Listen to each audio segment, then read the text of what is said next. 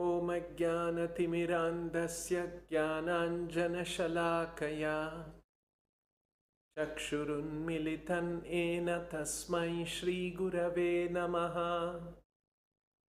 Nama Om Vishnupadaya Krishna Preshtaya Bhutale Srimate Bhakti Vedanta Swamin iti namine. Namaste Saraswate Deve Gauravani Pracharine Nirvishesha Shunyavadi Paschatya Deshatarine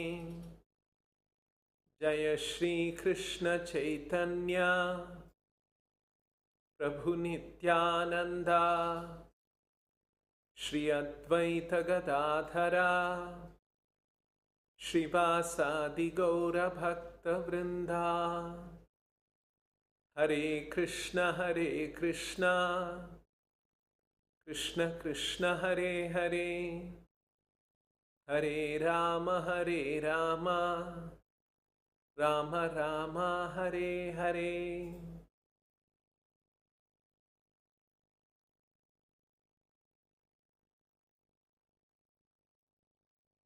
Srila Prabhupada, at that time addressed by his disciples as Swamiji,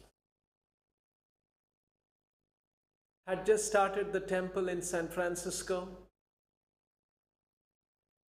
He was there in San Francisco for 9 weeks. And in that 9 weeks, a lot of things had been accomplished. The young American counterculture, youth had begun to take to Krishna consciousness, and Swamiji had attended the mantra rock dance concert where hundreds of youth were introduced to the chanting of Hare Krishna mantra. And the temple was opened. The second ISKCON temple was inaugurated. And in a short while, there was the installation of the Jagannath, Baladev, Subhadra deities. And many initiations followed by marriages were conducted. The devotees had become very attached to Swamiji, and then Swamiji left them, saying that he would return if they organized the Rath Yatra.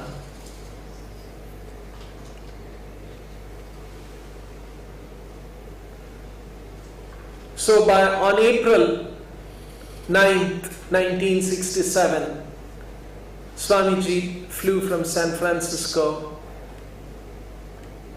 leaving behind a small group of devotees who were crying to see him off. And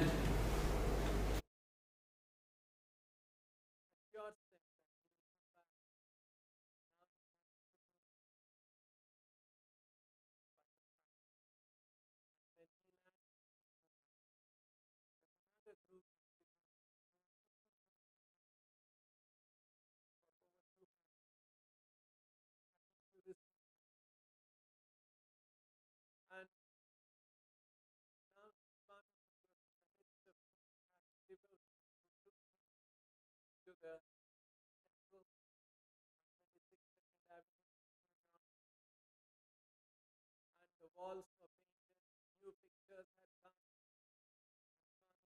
looking around, devotees were so happy to have him back. He led the kirtan in the temple hall. followed by class. All of this went on for 3 hours. Swami seemed so youthful and energetic.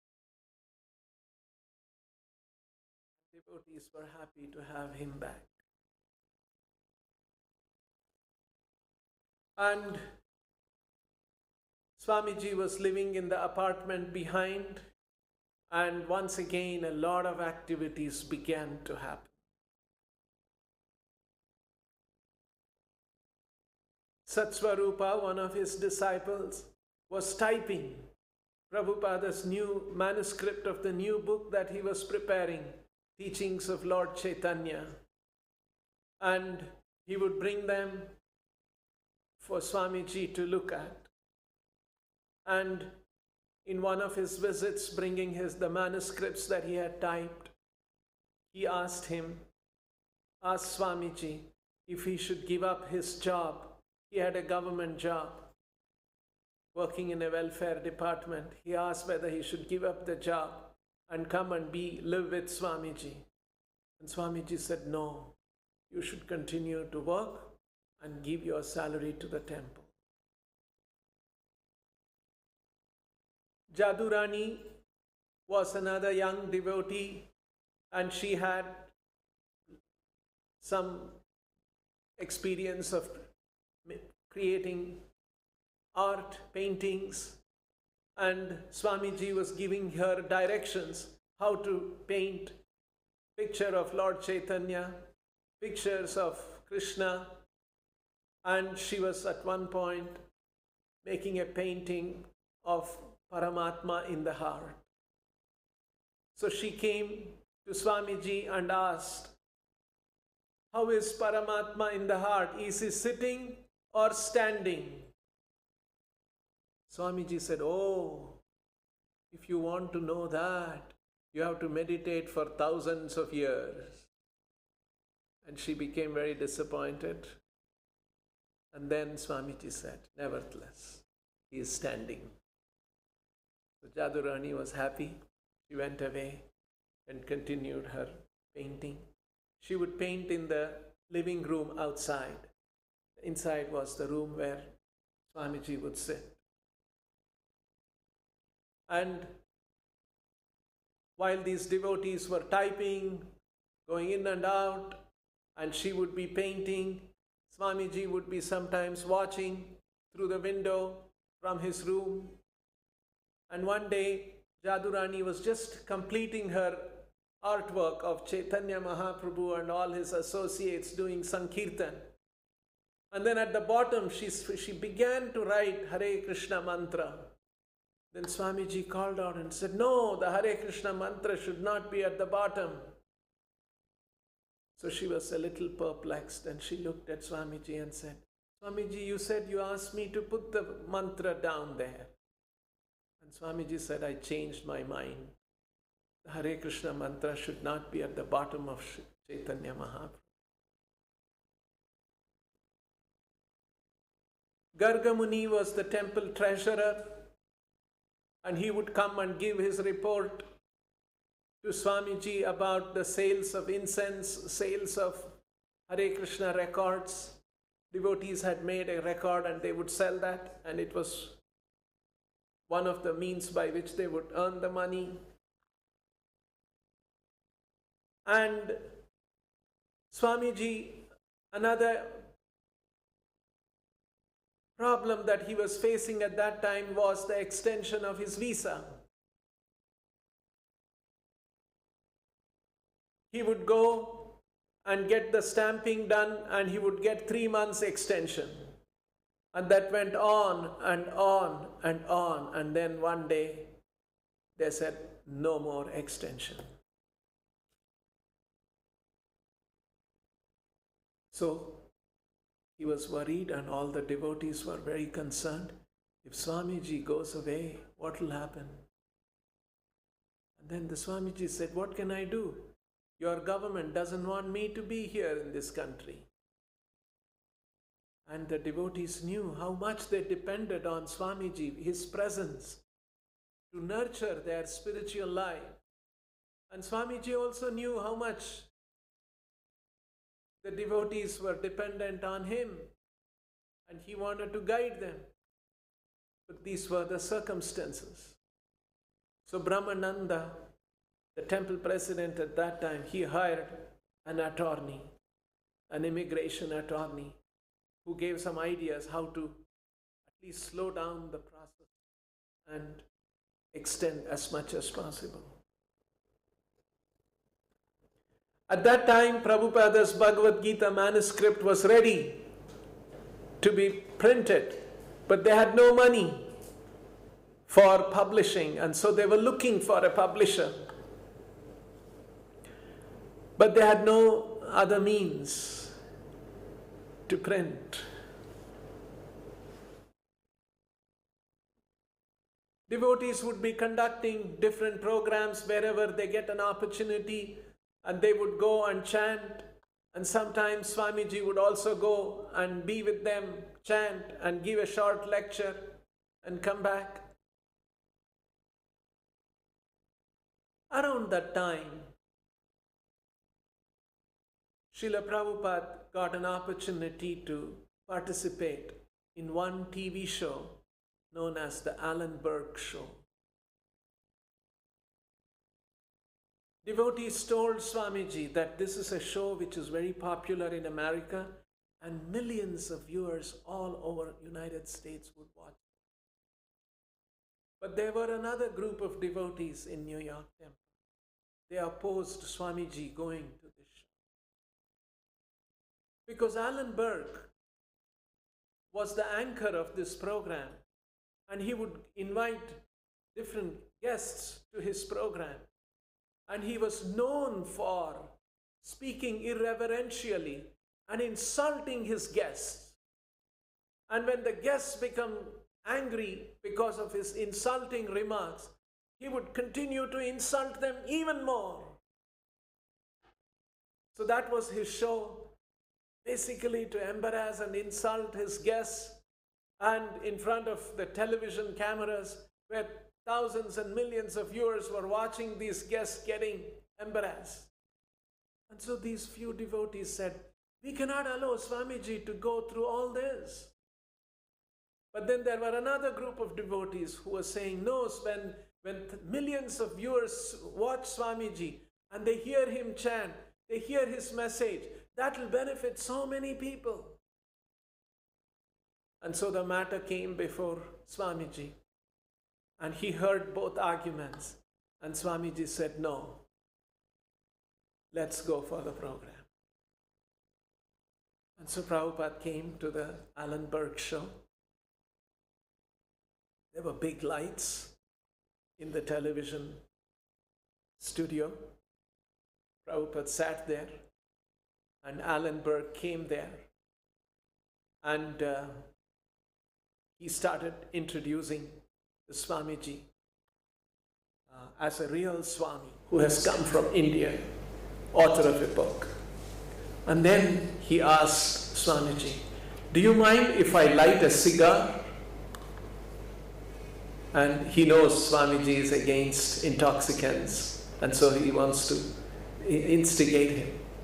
And Swamiji very, very graciously says, never mind.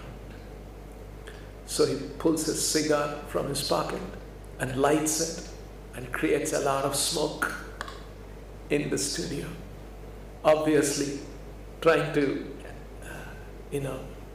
put Swamiji in a difficult situation. And then he began to ask Swamiji, I have heard that you are against sex. What is wrong in sex? So Swamiji said, no, I'm not against sex. I'm only against sex outside of marriage. One can get married and have children and have a family. So Alan Burke again asked the question, what is wrong with sex outside of marriage? Then Swamiji began to explain, from our Vedic culture, our understanding is that the human life is very valuable and it is meant for realizing God and developing love for God.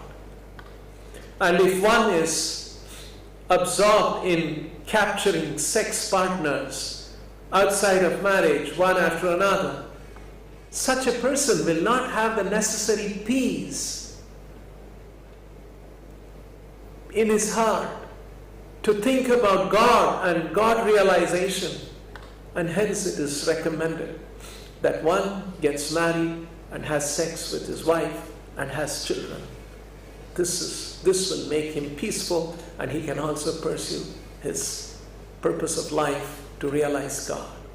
So like this, Alan Berg tried various ways, but he could not trap Swami and insult him or get him onto a kind of a conversation that he was anticipating. And the program went on, and then at the end, Alan Berg concluded, "Here is a very charming gentleman." And then he closed the show, and then the devotees did some kirtan, and then devotees accompanied, Swamiji accompanied by the devotees, came out of the studio. And the devotees were very happy that Alan Berg's show was of a different kind, and even he had acknowledged a very, very nasty person who would go and offend his guests. He could not offend Swamiji, and he, on the other hand, praised Swamiji as a very charming gentleman.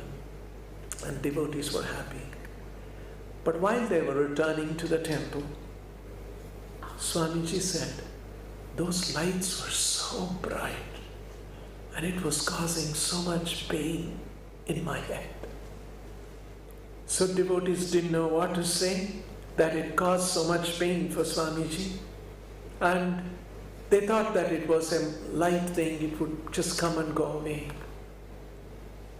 Around May, around the last week of May, Prabhupada started complaining that he was feeling very exhausted. And he also said that his left arm was not functioning properly, and it was not moving as he desired.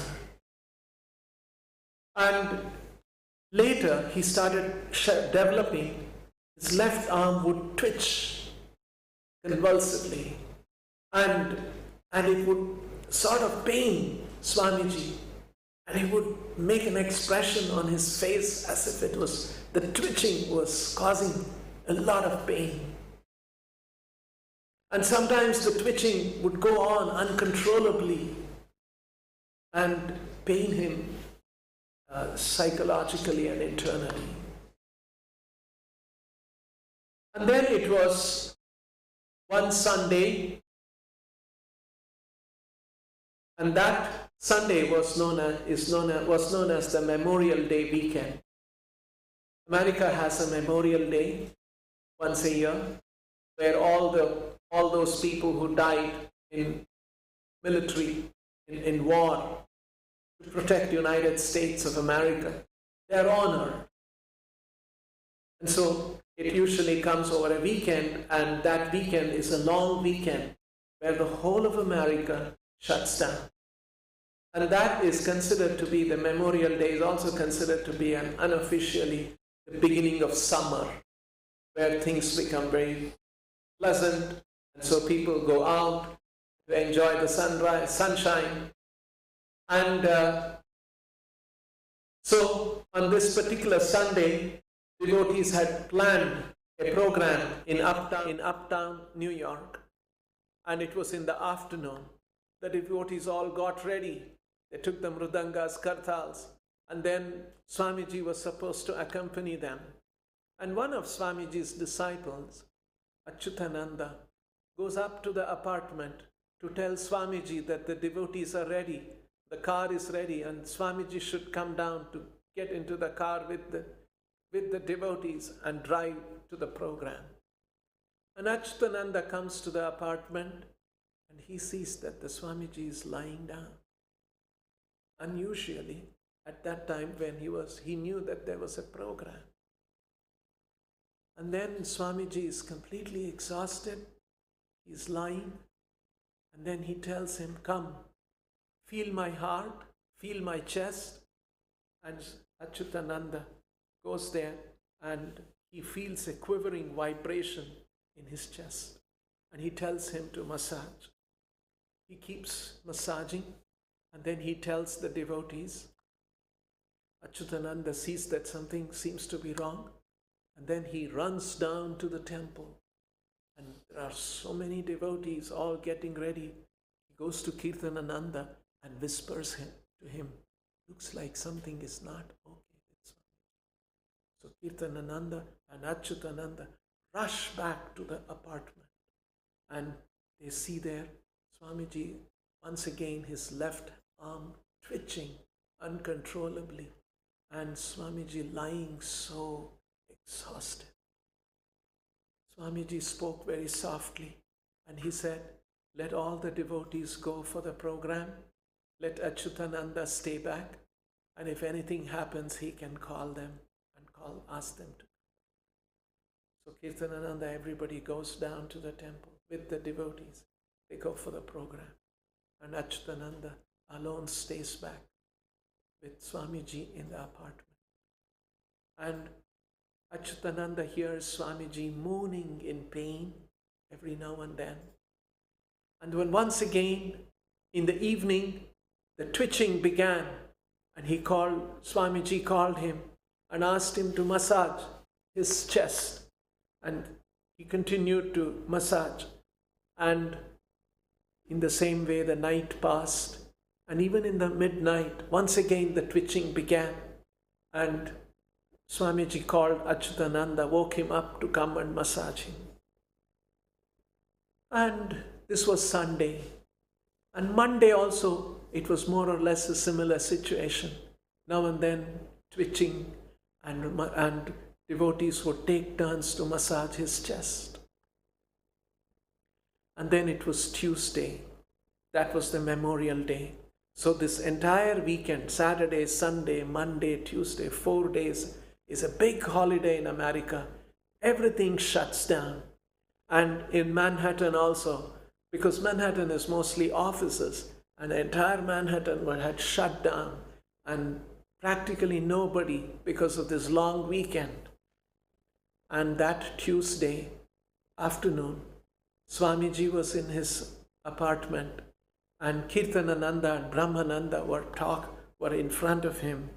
And at that time in the afternoon, once again the twitching began, and his face began to tighten up, and his eyes started rolling, and he was gasping, and suddenly Swamiji fell back, and Kirtanananda jumped up and held on to him, and then made him lie down gently. And Swamiji was gasping for breath, and it was very painful, and he was chanting, Hare Krishna, Hare Krishna, and suddenly he stopped breathing. Looked like everything had stopped. And Kirtanananda and Brahmananda made him lie down. He was motionless.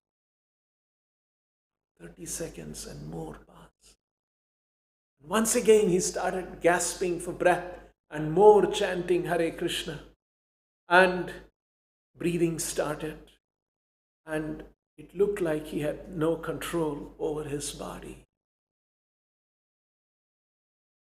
Actually, all of these are very clear indications of a heart attack and a paralytic stroke. But the devotees were inexperienced. They didn't know what to do. And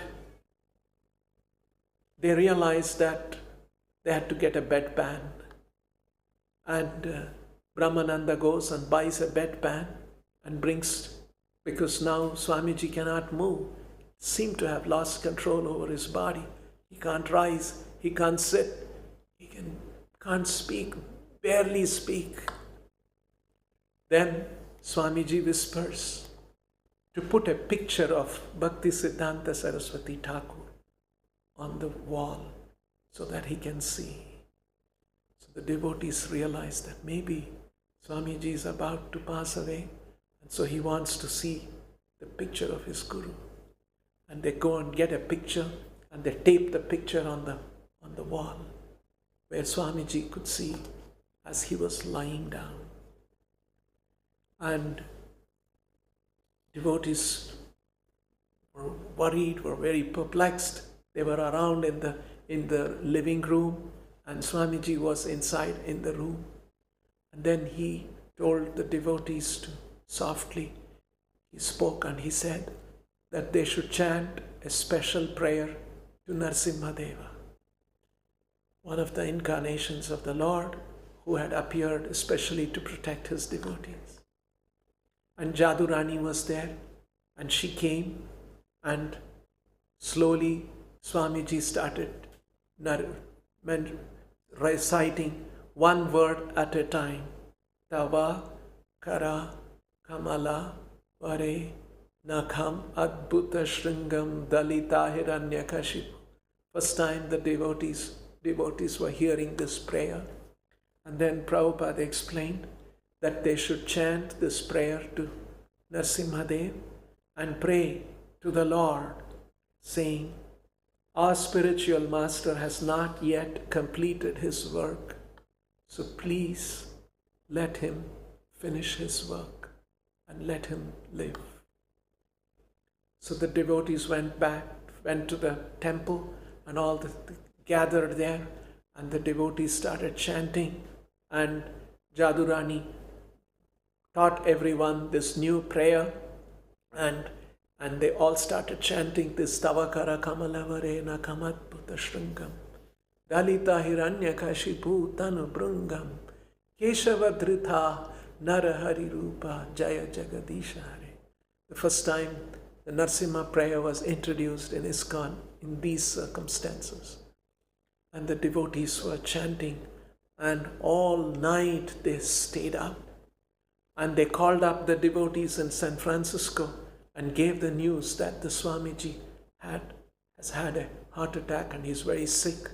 And so Swamiji has given this new prayer, and they read out on the telephone the new prayer, and there the devotees wrote down, and they also started chanting. And the prayer that Prabhupada had given, our spiritual master has not yet completed his work, so please let him live and finish his work.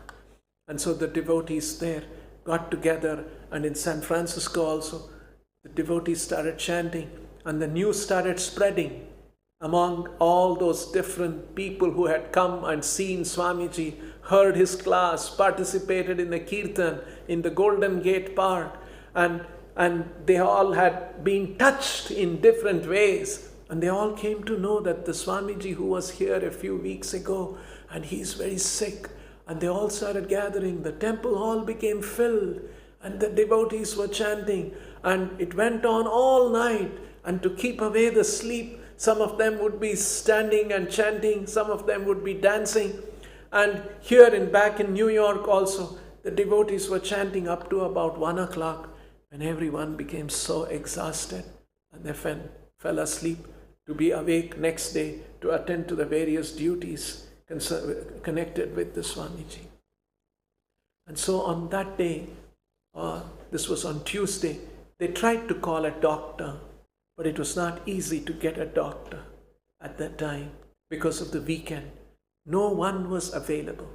Finally, Brahmananda calls an emergency service, and he gets one old doctor who comes to see Swamiji. But when this doctor, an old man who comes to see Swamiji, looking around, he is somehow not very happy with them, because he saw that who are these hippies having one old Indian man with them in this apartment. And he comes to the apartment and he sees there is nothing, no furniture, nothing in that apartment. So he feels that this is very odd. And then he comes in and then he asks, I think the old man is praying too much and he has got a cold. And so the devotees get very upset. Now he's having heart palpitation and you are saying he's got cold? So the doctor asks him, does he take any whiskey? And then the devotees are again very annoyed. Say, no, he doesn't even take coffee and tea. Oh, is that so? Maybe he's got an influenza. And then he tells that he's got influenza, and then give me my money. So the devotees are very upset. They give him the money and send him away.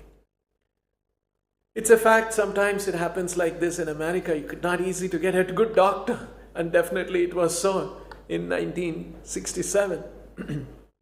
And they look for a second doctor.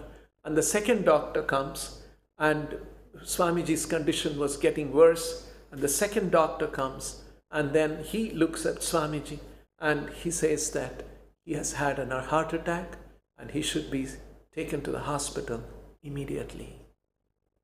And now they start looking around which hospital, where to find, how to find an ambulance. And they could not, because it was weekend, Memorial Day weekend. And they had to spend the night without hospitalization or any medical care. And the next morning, and so all night Swamiji was going through pain. He was moaning.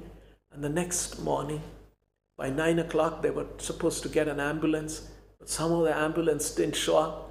Finally, at 12 noon, the ambulance comes, and Swamiji is shifted to Beth Israel Hospital.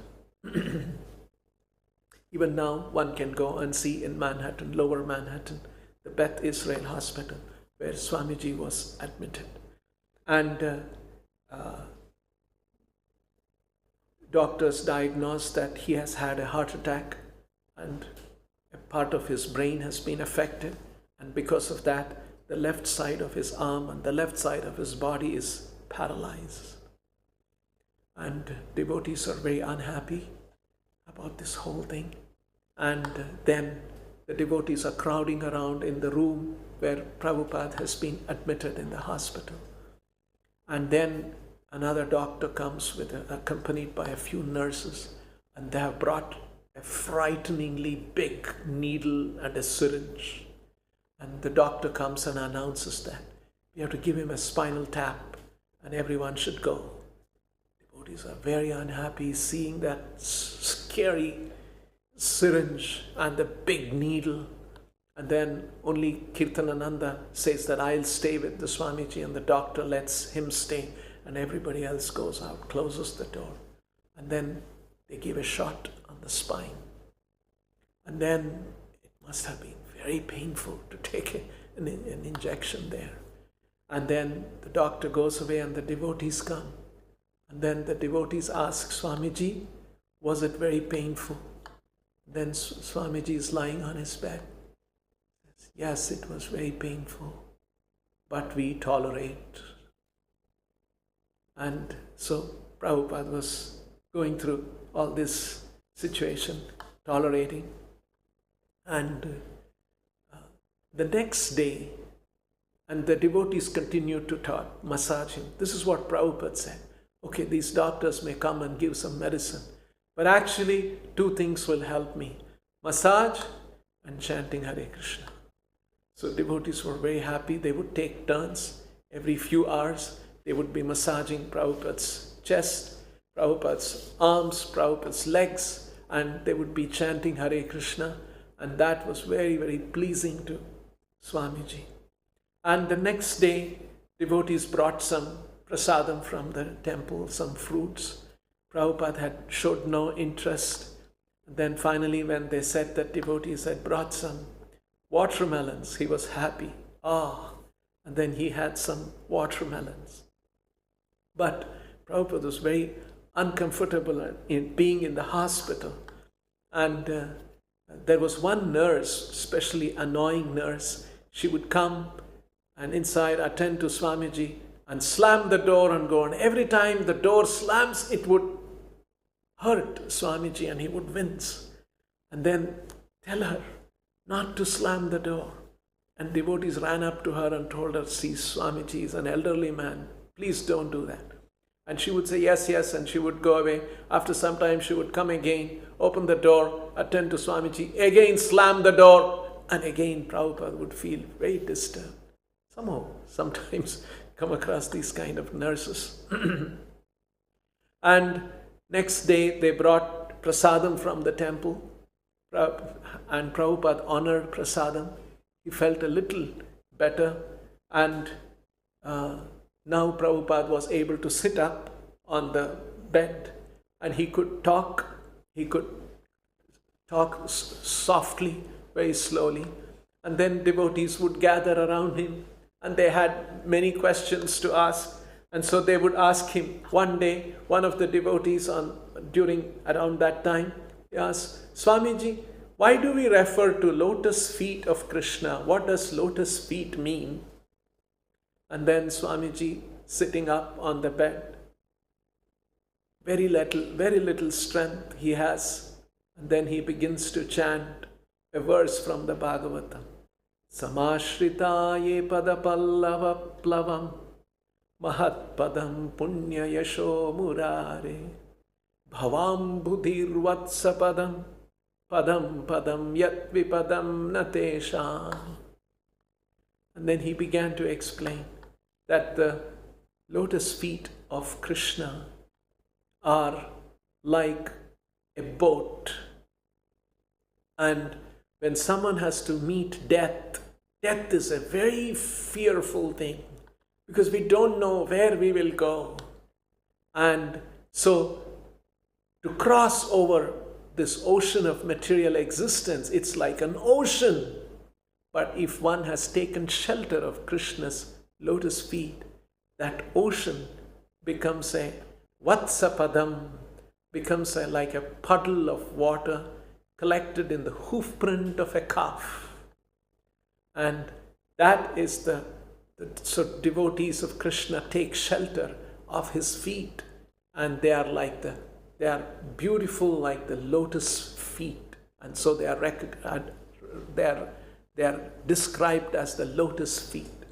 So Swamiji was once again back, even with his limited strength. He was happy to preach. And then once a doctor came, and usually doctors were indifferent, but there was one doctor who was very eager to hear. And then Swamiji told devotee, they were having a recorder, to play a record, and that made the doctor heard for a short while. And then he said, but now the Swamiji, he should not speak too much. He should not preach now. He should rest. And then he went away.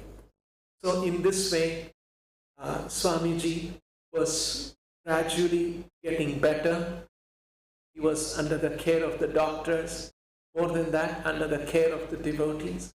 They continued to chant, enliven him by asking questions and giving him an opportunity to preach. Gradually, he was recovering his strength. And next, very